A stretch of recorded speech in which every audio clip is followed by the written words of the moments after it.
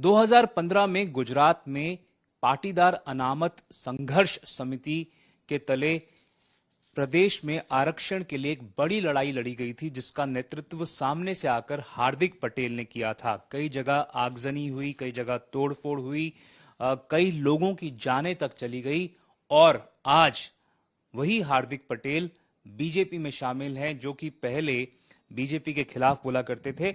इसके बारे में प्रदेश में पाटीदारों का क्या कहना है, हम मौजूद हैं इस समय मेहसाणा में। मेहसाणा वो जगह है जो कि एक तरह से एपी सेंटर माना जा रहा था पाटीदारों का आरक्षण के लिए संघर्ष को लेकर, और इस समय हमारे साथ कई लोग मौजूद हैं जो कि एसपीजी यानी कि सरदार पटेल ग्रुप से हैं। लालजी भाई पटेल हैं, इनसे बात करेंगे। लालजी भाई, ये बताएं, जो लड़ाई लड़ी गई थी उसमें कई लोगों के खिलाफ केस भी दर्ज हुआ था। कौन कौन वो लोग थे, कितने लोगों की जानें गई थी और क्या पूरा संघर्ष था वो? बहुत युवाओं पर केस हुआ था, हजारों लोगों पर केस हुआ था और हमारे आरक्षण की लड़ाई में 14 पाटीदार भाइयों शहीद हुए थे। ये बताएं कि वो जो लड़ाई थी उसका अहम मुद्दा क्या था, क्या मांग की गई थी उसमें? एसपीजी की हमारी मांग थी कि किसी भी तरह, किसी भी कैटेगरी में हमें आरक्षण मिलना चाहिए। पर उस समय जो नेतृत्व कर रहे थे पाटीदार अनामत संघर्ष समिति का, वो हार्दिक पटेल थे, युवा नेता थे, और जिस तरह से उन्होंने बयान दिया बीजेपी के खिलाफ, वो गुजरात से बाहर भी भेज दिए गए, उदयपुर रहे वो कुछ समय, पर उसके बाद कांग्रेस में शामिल हुए, फिर उसी पार्टी में शामिल हो गए जिसकी तब सरकार थी यानी कि बीजेपी में, और आज की तारीख में उनके पास टिकट है चुनाव लड़ने की बीजेपी से। तो किस प्रकार से पाटीदारों में इस बात को लेकर माहौल है? वो पूरी लड़ाई नहीं, जो लड़ाई हुई उसमें भारतीय जनता पार्टी की सरकार को बहुत गालियां दी और पूरे समाज के युवाओं को, सबको यही बोलते थे कि किसी भी तरह ओबीसी में हमें आरक्षण चाहिए। हमारी लड़ाई ओबीसी में शामिल होने की नहीं थी, किसी भी कैटेगरी में हमें आरक्षण मिलना चाहिए। और बार बार वो पूरे सभाओं में बोलते रहे और फिर जिसको भी गाली देते, जिस पार्टी को बहुत सारी गालियां दी, उन्हीं पार्टी में जब वो शामिल हुए तो पूरे पाटीदार समाज में उसमें बहुत आक्रोश हुआ। सब बहुत लोग गुस्से में हुए।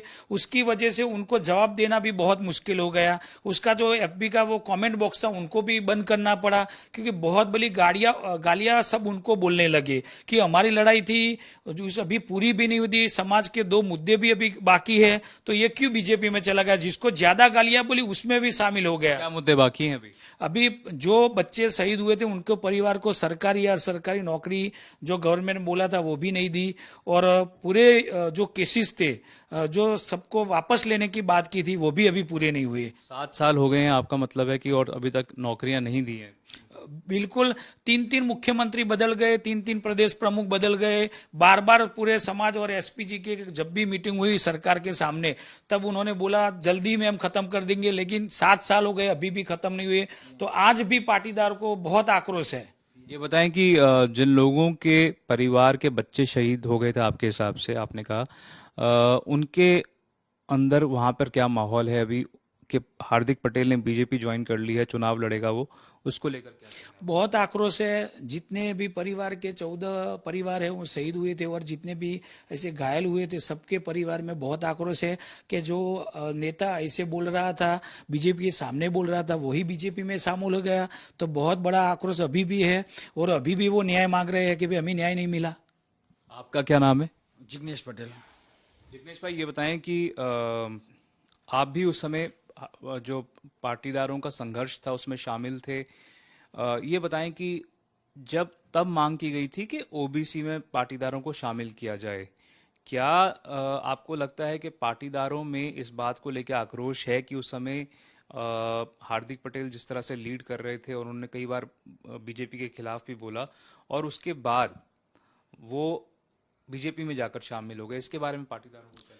अभी हार्दिक पटेल जो बोल रहा है कि 10% ईबीसी मिल गई है और हमारा मुद्दा खत्म हो गया, नहीं, वो ईबीसी 10% तो जब पहली मीटिंग आनंदीबेन के साथ हुई तब आनंदीबेन ने बोला था कि वो देने के लिए, लेकिन नहीं, वो उस टाइम हार्दिक पटेल खुद ओबीसी का मांग कर रहे थे और उसने बोला था कि अभी हमें वो ईबीसी में आरक्षण नहीं चाहिए, हमें ओनली ओबीसी चाहिए। और इसी कारण हमने अपना पटेल मुख्यमंत्री भी खोया है। और उसने जब भड़काऊ भाषण दिए और जब भड़काऊ भाषण किए और वो नेता बन गया। बाद में जब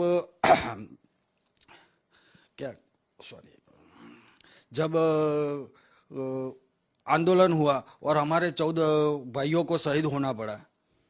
ये बताएं कि परिवार से आपने कईयों से बातचीत की होगी जिनके परिवार में बच्चे शहीद हो गए, 14 लोगों की जान चली गई।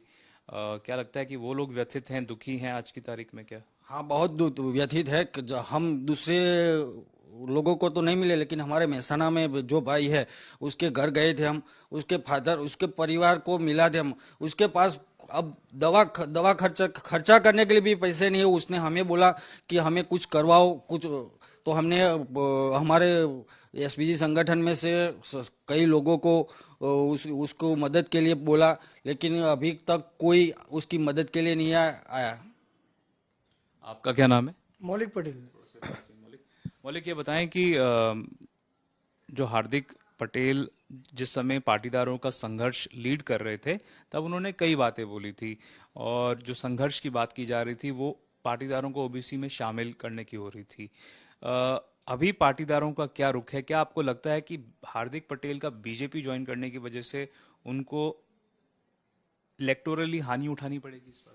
ये सही बात है सर। एक्चुअली कमिटमेंट की सर कुछ वैल्यू होती है।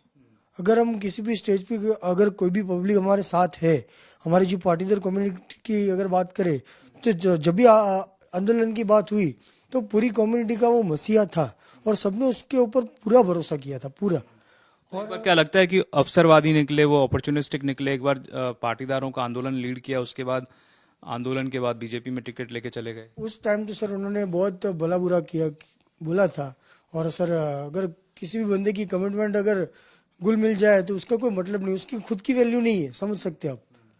तो उससे ज़्यादा तो मैं कुछ बोल नहीं सकता, लेकिन आप समझ सकते हो कि अगर बंदा कुछ भी बोल के फिर फुलट जाए तो उसका मतलब क्या है। बीजेपी के बारे में क्या कहेंगे आप? बीजेपी के कहा जाता है कि कुछ नेता ऐसा कहा जाता है कि उनके साथ दिखना भी नहीं चाहते, हार्दिक पटेल के साथ जो सीनियर लीडरशिप है। तो क्या लगता है एक्सेप्टेबिलिटी नहीं है हार्दिक पटेल की उस तरह से बीजेपी के अंदर, सिवाय कुछ नेताओं के? वो तो सर उसमें बात किया जाए तो वो तो सर उनका पर्सनल आपसी मामला है, उसमें हम कुछ। ये बताओ कि पाटीदार जो आप जैसे यंग लड़के हैं, युवा जो हैं पाटीदारों में, उनके बीच का क्या सोच है उनकी इस बात को लेकर के? हार्दिक पटेल तब युवा हुआ करते थे, आज भी 29 साल के ही हैं, तो उनके अंदर इस बात को लेकर क्या माहौल है कि हार्दिक पटेल ने जिस पार्टी के खिलाफ बोला उसी में वो मिल गए हैं जाकर? मतलब सर एज पर मेरे ओपिनियन से बात करें तो मैं मानता हूँ कि उनका लक्ष्य सर फिक्स था और उनके लिए उन्होंने शायद हमारा यूज़ किया सर, सीधी सी बात करें तो। और अगर स्टेटमेंट ही चेंज करना है तो उनको पहले बोल देना चाहिए। तो जो एसपीजी की या फिर जो पाटीदार आंदोलन की लड़ाई थी वो पूरी पॉलिटिकल थी ही नहीं। अगर पॉलिटिकल में ज्वाइन होना था तो उसके लिए कई जरिए थे, तो उन्होंने आपको लगता है इस्तेमाल किया? पूरा इस्तेमाल ही किया है सर। ये मेरा ओपिनियन है पर्सनली।